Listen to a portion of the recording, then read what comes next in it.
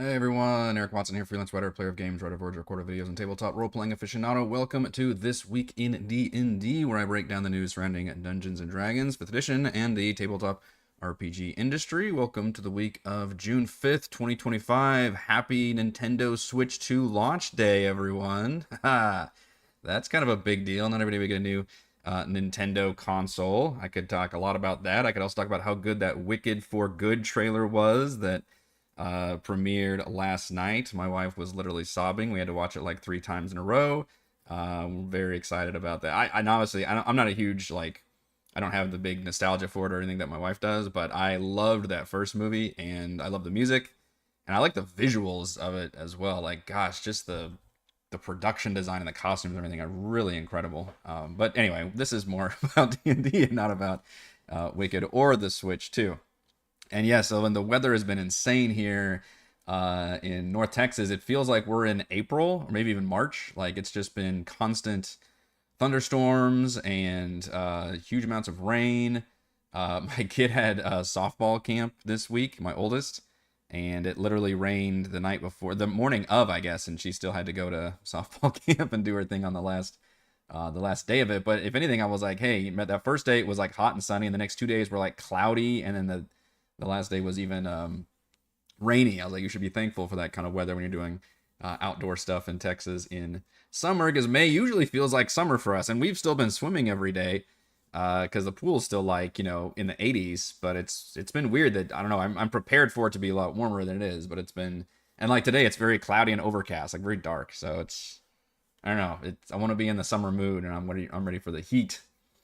First, we're going to talk about. Well, actually, we've got two different D&D video games to talk about. New with news this week. The first is one that I got was sent to me via a press release. It's Demio, or the game is called Battlemarked, I think, or maybe the whole title is Demio Time by. Do you say by or times? I'm always confused when I see that, or cross, right? I've heard this done different ways, where you have name X, like franchise X franchise, and I've seen people say X or cross or whatever. As a writer, I hate having to try to, like, I don't know, announce what the hell how to actually say what that is. But anyway, Demio X Dungeons and Dragons Battlemarked, which is by what's the company's name? Resolution Games, who is specialized in developing VR games specifically, which is certainly not my wheelhouse. The only VR experience I have is like through like demos at conventions and stuff. But they have a game called Demio, which is like a tabletop, a miniatures RPG, like basically D&D essentially. And it's, I guess you play it in VR technically. Sorry, I just lost my. Ooh, can y'all still hear me? Might just be my end that fucked up real quick. Says I'm still online. Somebody let me know I'm still alive. That's the other thing, is we lost power at one point during a really bad thunderstorm. Before dogs were shaking, it was nasty. No, okay, I think we're still okay. For like around midnight, which if you're gonna lose power when it's summertime in Texas, midnight's probably the best time for that. But also, like, doing that, like, it's funny how many things get angry about it. Like my webcam settings were all changed. The PlayStation literally gets mad at me, by the way, whenever I lose power and I turn on the PlayStation. The PlayStation's like, you should always power down correctly. And I'm like, this is not my fault. Don't chastise me every time it does that. And so every time the power goes out, me and the wife are like, oh, the PlayStation's not going to like this. Not that it goes out very frequently, but it sucks when it does. So Demio is like a tabletop miniatures D&D type game that you play in virtual reality, I guess. You're like going around the table moving the things. And then they released it, I believe, for like PC or whatever, without the whole virtual reality part of it, and just was like a tactical RPG. That's been out for a couple years. So this new game, which I believe they actually announced earlier this year, by the way, which is using the official D&D license, And I guess part of the deal was that they wanted to put Demio in the title, because now that I'm looking at it, it looks like the full title of this game is called Demio X Dungeons and Dragons Battlemarked, which is basically their kind of game. They're like tabletop miniatures. In fact, we'll watch a trailer of it in a second. Using their engine presumably, but with the D&D license. So this is Resolution Games saying, founder and CEO Tommy Palm. While the world of Demio is rich with lore, our previous titles focus primarily on tactical action over motivation and narrative. Just that, that's a good way of admitting, like, yeah, we weren't really big on the story. We just wanted to do the tactics part. With Dungeons and Dragons, story is just as important as combat, so we've rebalanced our approach to make sure we can deliver more of it. With the addition of dramatic cutscenes, richer dialogue, and deeper player choices, Battlemarked truly marks the start of the next iteration of the Demio action role-playing system. So they are really going all in on making their own thing here, I guess. But presumably, well, this is interesting. Is it actually using the D&D rule set or just the D&D world? Because they want to use their own action role-playing system. Resolution Games has tapped legendary story designer Matt Cernit as the project's narrative lead. Cernit previously worked as a designer of the D&D tabletop game and contributed to D&D video games, including Baldur's Gate 1 and 2 and Icewind Dale. Those are 25-year-old games. He also provided narrative contributions to Destiny 2. Well, that's a big gap. Has he still been doing stuff throughout? With Dungeons & Dragons launched 5th edition back in 2014, the first adventure that many players went on ventured into Neverwinter Wood, and I can think of no place better for battle-marked players to begin their journey, said Cernit. The first adventure in Demio Times or Cross, whatever, I hate saying that, Dungeons & Dragons Battlemarked, I should just call it Battlemarked, will take players to familiar locations including Cragmaw Castle and Mount Hotno, which is that's the volcano that erupted for Neverwinter, and then obviously Cragmaw Castle is from Lost Mine of Fendelver.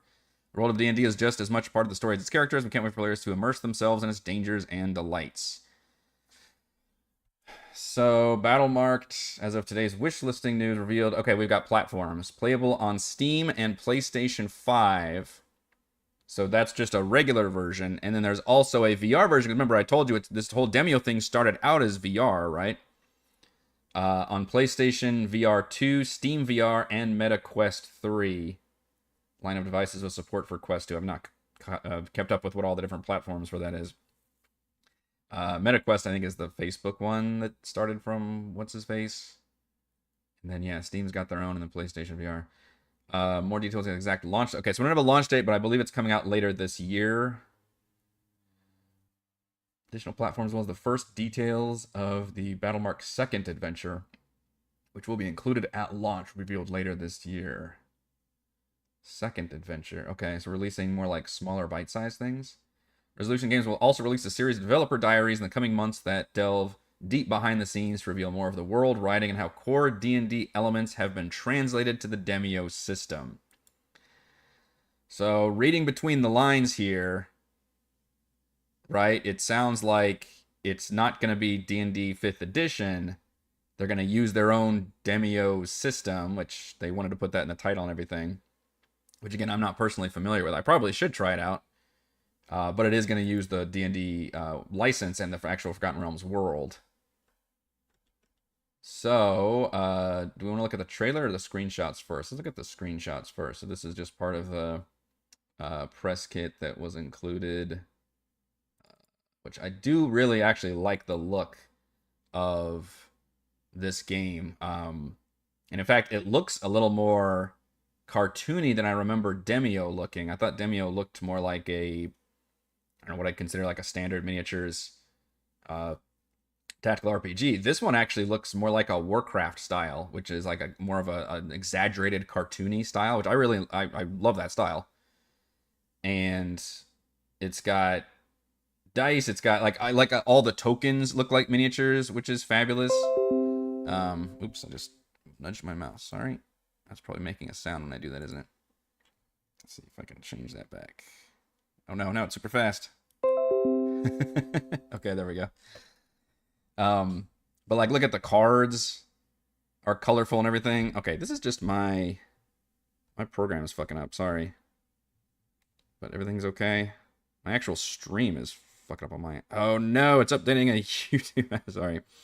I could just pull up a different thing. I usually just have my iPad running the stream, so I make sure everything's okay on your end. And now my iPad's like, hey, this is a good time to update YouTube. It's like, no, it's not, you fools. So why don't I just pop out the chat? That's the main reason I have it open. There we go. We can pop out the chat, and we'll put it right there. All right. So we won't have any more interruptions. I can see you all. Make sure testing there. Okay. No more lightning strike sounds. I don't think it's supposed to start today. We don't know. But this screenshot's cool, right? I like the look of this. This is honestly, this is kind of what we wanted like Sigil to be, I think, Project Sigil or whatever. If it were more video gamey, I guess. If it weren't like a literal like DM controlling the things, but more of a video game kind of deal. It also looks like their Demio action system is card based. Judging by the bottom of the screen here. These are some other screenshots. We've got some characters. Looks like you're just forming a party and plugging your people in, which is cool. I don't know what the kind of multiplayer... Obviously, it's got to have some kind of co-op multiplayer thing. And then... yeah, all that looks cool. I wonder if it's... It looks like there's a grid, but maybe it just kind of hides the grid if you're not actively needing it at the moment. So maybe the original Demio didn't actually have like cutscenes and things. I don't know. I like the look of it. All right, let's look at a trailer, which I believe this is. Yeah, this is pretty new. So this is the gameplay reveal trailer. So they revealed this game like a couple months ago, I believe. But this is the new trailer, which hopefully won't feature any licensed music, so we can listen to it together. From the depths of Neverwinter Wood, 4 battle-marked heroes will find their courage tested. You must protect me! It's vital I reach the elves or it'll be war! We need to Is that protect Apollo? our elves somehow. I think we need to team up here. Wait, I have an oil flask. Didn't you know? Fireball? I like the miniatures thing a lot. They set out to save one man, but they just might save the world. Now we got wolves. And we are They're literally just trying to do like There's a chest. lost my All friend right. over. Sweet. Now I can finish this. The dice didn't have numbers on it. Notice that? It was like Can swords. defy the chaos that threatens to consume all. Demio, Dungeons and Dragons, Battlemarked. Okay, wait, did they say cross or X? Demio, Dungeons and Dragons, Battlemarked. All. Demio, Dungeons and Dragons. Okay, they didn't say, they just said DBO Dungeons and Dragons. There was no X or cross, so now I just feel like an idiot. I was like painfully trying to figure out how we were. Battlemarked.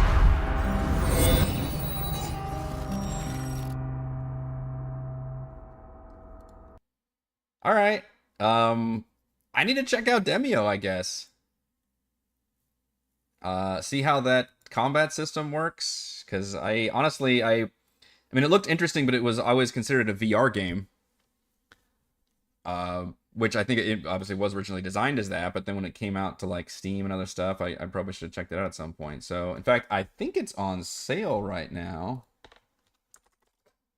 as part of this announcement. Let me see this. Let's actually look at Demio for a second. Ah! All right, does that work? Can y'all see? Yeah, that's on that browser. Looks like Gloomhaven, but more kid-like. You know, what's funny is we're actually playing a game that I would very much describe as that, called Sunderfolk, which has been amazing, and I would record and stream everything, but it's we're playing it on PlayStation, and it's the one where you actually control with your phone, but it's very much Gloomhaven-y, and it works really great. Me and the wife are having a lot of fun with it. But it's designed for local play and not online play, because you like use a QR code and you like literally scan the code on the TV and everything, and you don't even use the controllers, use your phone. So it's really clever. Oh dear, recent reviews are mixed. There must be a bad patch out or something. Okay, the game runs in both standard and VR modes. It's 80% off right now. Fuck. That's okay. This is a good time to pick up Demio. Demnix 80% off. That's not gonna get much better than that, unless the base price drops. That's pretty legit. This one does have online co-op. Yeah, released back in 2021, so it's been out for a couple of years. All right, I need to check this out and see what it's all about. I mean, the normal reviews are 90%, so it must be some kind of patch. Maybe recently broke the game, which would be too bad. But I will. I'm probably gonna plan on picking this up.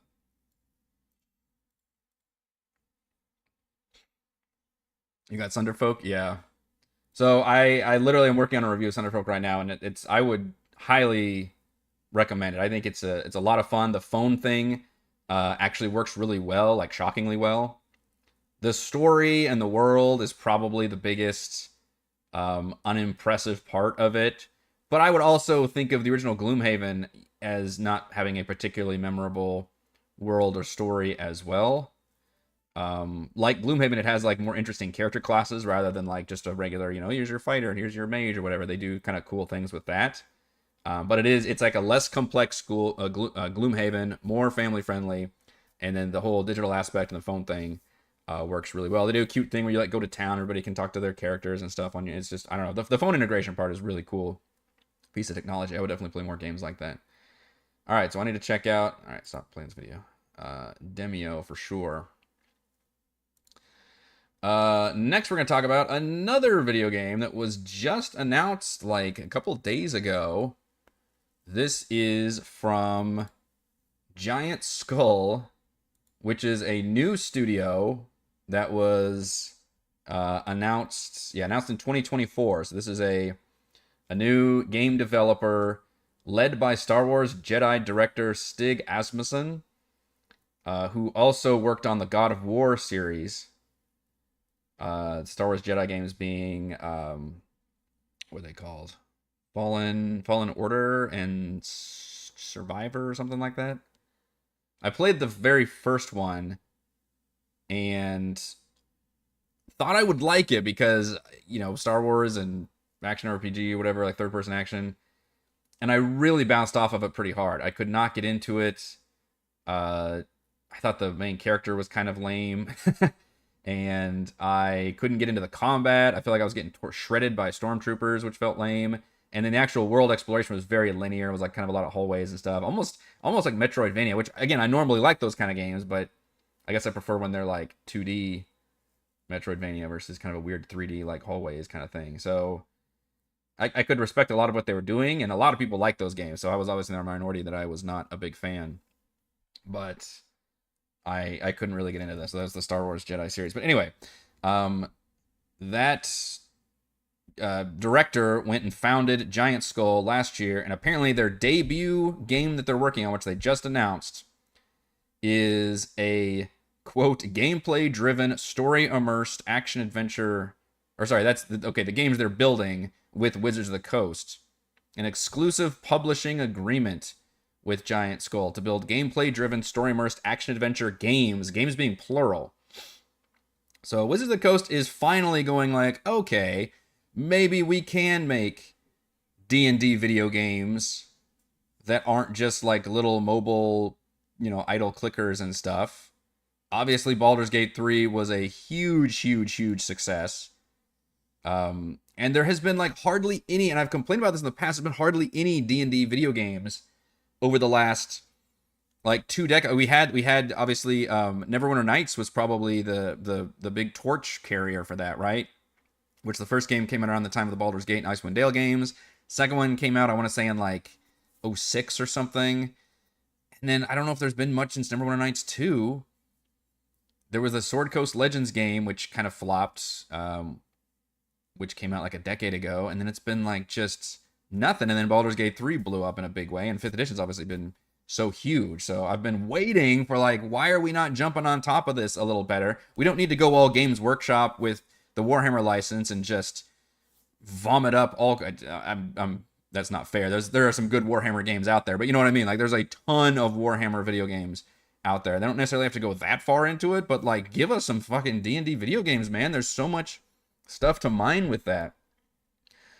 So this press release only gives us kind of a tantalizing tease about what's going on.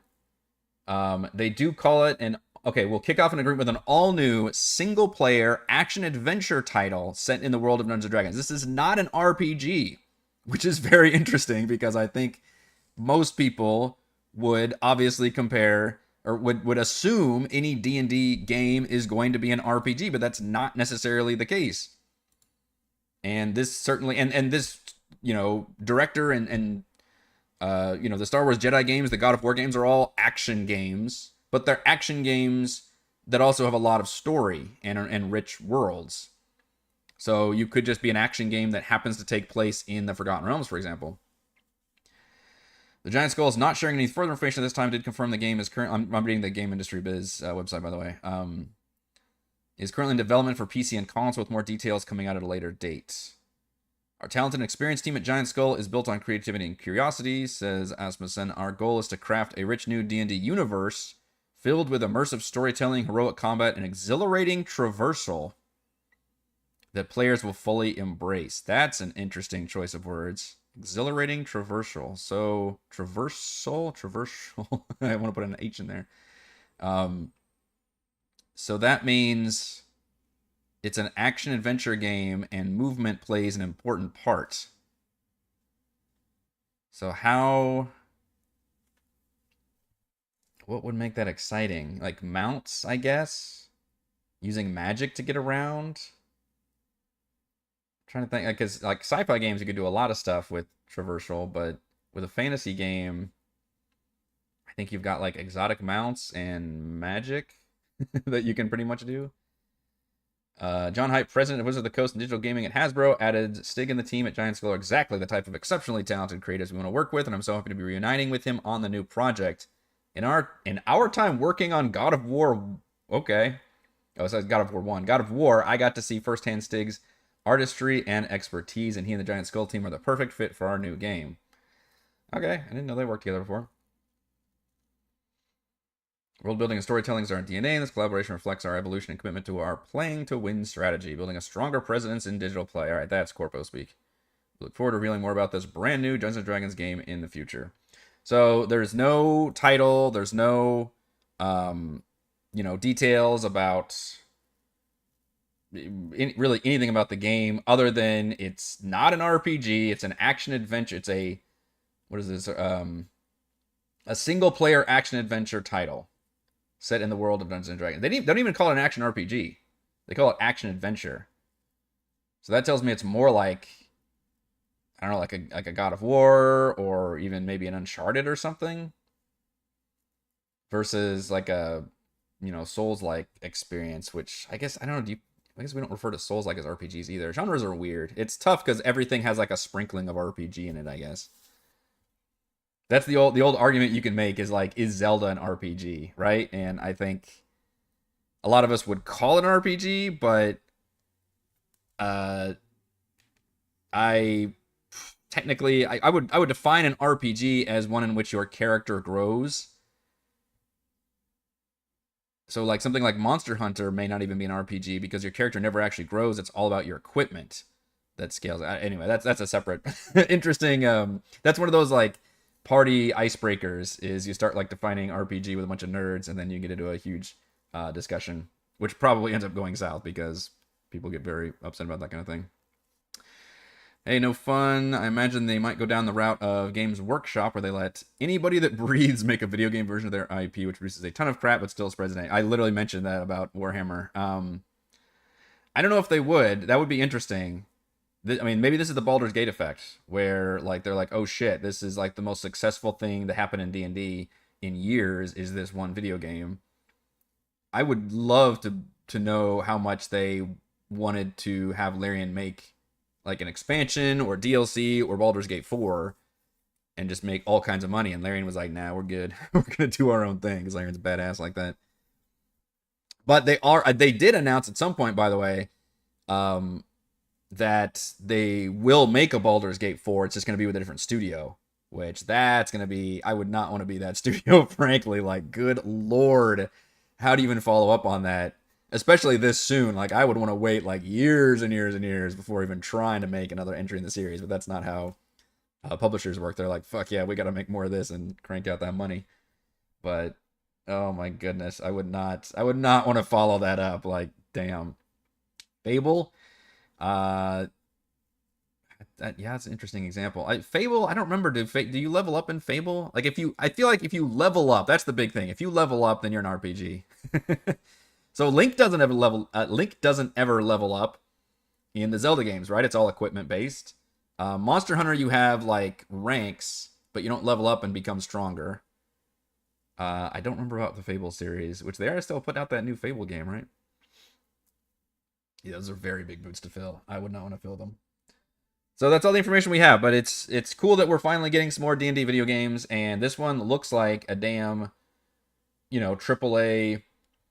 I think they actually announced themselves as like a AA studio or something, which is probably similar to what Larian Studios is. It's something like, hey, we're not a tiny indie team, but we're also not like, Electronic Arts or something. But it's nice to be able to get new D&D licensed video games. And also, I think it's frankly refreshing that they can think outside the table and say, like, you know what? We love the D&D universe, but we don't even necessarily want to make an RPG. We just want to make a badass... how many non-RPG D&D games are there? You could probably count them on one hand. I think there was like a... was it like a Baldur's Gate Dark Alliance that was more action-y? But even that was more of a Diablo-like, wasn't it? Trying to think if we've actually had a legit, like, officially D&D licensed game that was not an RPG at all, but was like an action game. That's got to be pretty rare. So I'm very curious to see the angle in which they do that. But you could absolutely do that. You could make it like, you've just got some weapons and maybe some spells or something, and maybe you just and maybe that's how you do. You just it's like Zelda style. You unlock more equipment, but you yourself never necessarily become stronger intrinsically, which I get. That's kind of a weird... It's like, what's the difference? Well, that's the difference, I guess. So that's the Giant Skull unnamed video game. We have no new information about it, so expect, video games take a while. They're only just now announcing it. The studio was announced in 2024. Their first game was announced this year. I would expect it's going to be probably at least 6 months before we know anything else about this. And I would expect next year would even probably be too early for any kind of release day, because games take a long time. But maybe I'm wrong. We'll see. One thing I wanted to mention is that the DM's Guild is hosting a nautical sale, and I specifically wanted to mention that. I probably won't mention every sale they do, although maybe. I mean, it seems like there's always a sale going on. But obviously this one is relevant to my channel because we just recently, a couple months ago, wrapped up my big nautical campaign, which was Call from the Deep. Call from the Deep cross Ghosts of Saltmarsh, right? Call from the Deep times Ghosts of Saltmarsh. And created my own nautical campaign out of those two campaigns. And all of that stuff is currently on sale on the DM's Guild as part of their nautical D&D sale, which I also have reviewed some of these products in the past. I believe Saltmarsh Encounters I reviewed. Oh, Rime of the Frostmaiden is considered a nautical camp. Is it really a nautical D&D? Okay, that's kind of reaching. I guess in the Icewind Dale is on the coast, but so is like most. If we're gonna argue that, then most D&D adventures are on the Sword Coast. There is a part where they have to go to a glacier across the water. So I guess that's considered. Anyway, the Adventure Bundle is on sale, which is by I believe it's by Daniel Kahn, one of my favorite designers. That's on here. Call from the Deep is straight up on here as well. That's on sale. Yeah. I don't know what percentage the discounts are on, but they seem pretty solid. All of the DM's resources by Evan Tier Games are on sale, which is a separate one for each of the modules, which is actually a really clever way of doing it versus the whole thing. Because a lot of people are probably did it like me, where you kind of, just pick and choose whatever modules you want to use versus try and turn the whole thing into a campaign, for example. Tessa Presents Maps is on here. That's probably got watery themed maps. Heroes of Saltmarsh, Archetypes for 5th edition. What else? Yeah, Saltmarsh Encounters, I think I mentioned. A lot of good, just anything that has to do with water stuff is on here. Shanty of Boldbeard's Pride, I reviewed that one, I remember. Really fun. Kind of, I think it's like a Goonies type adventure, if I remember that one correctly. So I had a lot of fun, obviously running Call from the Deep and doing my own nautical themed campaign. I won't run one anytime soon again because I got a lot of that stuff that I wanted to do, fulfilled with that campaign. But if you're interested and you want to get a lot of other third party support, this seems like a really good time to be able to pick some of that stuff up on the DM's Guild. The sale just started at some point recently this week, and it actually lasts for another 2 weeks. So you've got plenty of time to check all that stuff out. An adventure where you step over a puddle, does that apply as nautical? Maybe. Just depends on what tags is being caught by this. Eric's is Xing things. Yeah, I can't do it. I don't know how to pronounce it.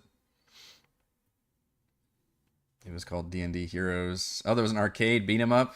Was it like a Gauntlet or a Golden Axe type games? That actually does sound. That sounds somewhat familiar. I guess that would count. That would be interesting actually to make a list, to do some research and come up with a list of officially D&D licensed video games that were not RPGs, because I would definitely presume it's a very, very tiny exclusive list. And just for the fact there hasn't been any D&D video games really in the last decade, just hardly anything. And what makes Baldur's Gate 3 so unique, like the Ninja Turtles one. Okay, so just a straight up side scrolling beat 'em up. Man, the Turtles license has done great stuff with video games. Meanwhile, there's been some amazing Ninja Turtles games in the last couple of years. To bring that up, nostalgic modern games, different kind. There's a fucking tactical Turtles game that just came out recently. They're doing good work with putting out different kind of genres. I would think most D&D games should probably be RPGs, but I appreciate. I mean, you could even do a fucking point and click adventure, just do all kinds of crap with it. I just want more. I just want more video games. Again, we don't have to go full Games Workshop. We don't have to just release a whole bunch of stuff. But if you do it that way, then at least you will get some good games, right? The law of averages just states that some of them will be good versus just very few and far between. All right, the last thing I wanted to cover, and it's probably not going to be a big stream today because there's just not that much news, is they released a official preview of one of the adventures from the upcoming anthology adventure book Dragon Delves, which is very close to release, I believe, right? I think we're a month away. I believe it comes out in early July. I forget the exact timing of when it gets released to hobby stores versus when it comes out for everybody else. If that's maybe June, July thing, I don't know. But on D&D Beyond, they released a preview. Now, this is not a full-on. This is not the adventure. This is not the same thing as when they released. What was it? I think they released Prisoner 13 from Keys to the Golden Vault at one point, and they might have done this for one of the other anthologies where they released the entire thing. I think it was they released a truncated version. Was it the Lost Caverns of Sajkan that they did that with from what was it? Infinite Staircase maybe. So they've done that before. This is not that. Maybe they will do that when it gets closer to release. But this is just kind of a preview, I don't know, article that goes over the adventure. So it's not the full adventure breakdown. The adventure is called Baker's Doesn't, which is a amazingly clever name. I wish I had thought of it for a, I don't know, cooking themed adventure. And, I was thinking if they're going to do a full anthology book of nothing but dragons, and the idea is they're going to cover every kind of chromatic and metallic dragon, which, correct me if I'm wrong, that's 10 total, or is it 12 total? I want to say it's 10 total. So I guess a 1 through 10 adventure. Yeah, okay, it says 10 dragon-centric quests. Okay, so I think we're getting all 10. All right, can Eric name all 10? Let's see. So, chromatic dragons, we've got white, blue, red, green, black. Right? Okay, and then metallic dragons, we've got gold, silver, bronze, brass. Fuck. I'm so close. Gold, silver, bronze, brass. Come up with a different metal, Eric. It's not like zinc or tin. Damn, I really can't think of. I should know this. Oh, I failed. I can't think of the fifth metallic dragon. Copper. That's what it is. Copper, right? Gold, silver, brass, bronze, copper. And then yeah, I got it. We got it. We got it together. We can do this. So that's their 10. That's your 10 adventures, right? So obviously, if you're going like level 1 through 10, which I presume they're doing, then you can't have them just like fight a dragons every time, because the dragons don't scale to low. Like, dragons do scale more than most creatures because they have all the variants, but even a wormling is, I believe, a pretty tough creature to battle. I forget what it is, what the CR value is exactly, but it would be like a boss fight for lower levels. So that tells me that, okay, some of these that involve dragons are going to be like dragons are the quest giver. Maybe you have to rescue a dragon somehow or help, somewhere along the lines it just involves a dragon. It doesn't necessarily have to have a dragon battle at the end. In fact, I would imagine most of them maybe even don't have a dragon battle at the end. And this is one of them. It sounds like you are maybe helping a dragon. I honestly only did a cursory skim of what this preview is, but this is Baker's Dozen. This is the Gold Dragon adventure. Help a rambunctious but well-intentioned gold dragon wormling in Baker's Dozen. It's a 3rd level adventure. This does contain spoilers for the Baker's Dozen adventure, so I guess if you're planning on being a player for this, I looked through it. It didn't seem like it was super spoiled. It didn't have like maps and stuff. But unfortunately, you may want to turn this off if you think your DM is going to run this adventure, I guess, because I will go over a little bit of it because I'm going over the preview of it. So adventure premise, Baker's Dozen takes place in the small village of Hubbleton, home to friendly folk and competing culinary businesses. That sounds fun. When a local confectionery catches fire, players are swept into an investigation that takes them on a whimsical and colorful romp through a forest to find the culprit. Look at the art style here. This is very much like children's book fairy tale art, which is not something I would expect. I'm not necessarily opposed to that.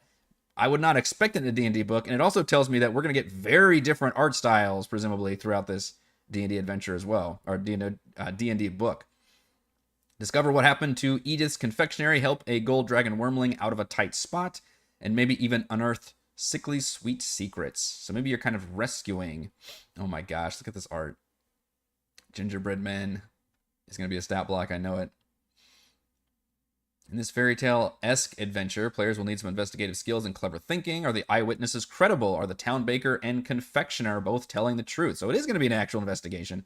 One thing that really bugs me about some of the way they do investigations is with setting up investigation quests I've seen, it'll be like, okay, the players are given all the information, and then you just go to the area, and it's more like a dungeon crawl. Whereas I'm like, can we do a little bit more with the investigation part of it and actually like gather clues and, talk to different people? It doesn't have to be too convoluted. In fact, you don't want it to be too complex when you're playing D&D. But I do appreciate when they actually throw up some barriers and make the players do some work before we get to our final resolution. Kind of similar to, honestly, probably the best example that we experienced was the Styes in that nautical campaign adventure that I ran. I think that did a good job of putting up a few things, having the players have to talk to a few people, and then going to an area and learning about what's going on, and then going to a final area and then getting the whole truth about what was going on. So that's a good example of investigation done right. If your party is a more peaceful group, then please see many of the adventures, encounters, and disputes can be resolved without violence, though perhaps a little intimidation will prove helpful. Dragon, okay, like all the adventures in Dragon Tales, Baker's Dozen features unique art from an accomplished illustrator. So we are going to get very different art styles. From Andrew Kolb, whose work captures the whimsy of a children's fairy tale. That's exactly what I was thinking. There in the chapter paints a world of candy cottages with gumdrop rooftops and gingerbread guards. Okay, so does this take place in the Forgotten Realms, or is it just its own universe? Sets the scene for a lighthearted adventure. If you look closer through an eerie undertone just beneath the frosting. The art features a pair of glowing yellow eyes, bringing an otherwise fantastical tree line. The gingerbread men wear... Upon further inspection, the gingerbread men wear grimaces and battle scars. Yeah, I don't think you need to... that's pretty apparent. A story darker than the sugary shell suggests. I love whoever wrote all this. This is fabulous. Just fucking lean into that so hard. The visual direction also highlights the updated gold dragon design from the recently released monster manual. They do a good job of making the dragons look a lot more different from each other. It's an elegant, sinuous body that feels more serpentine than stocky. Gold dragons are benevolent, majestic, and not without a sense of humor. The artist has made their own D&D version of Neverland, Oz, and Wonderland. Really? Okay.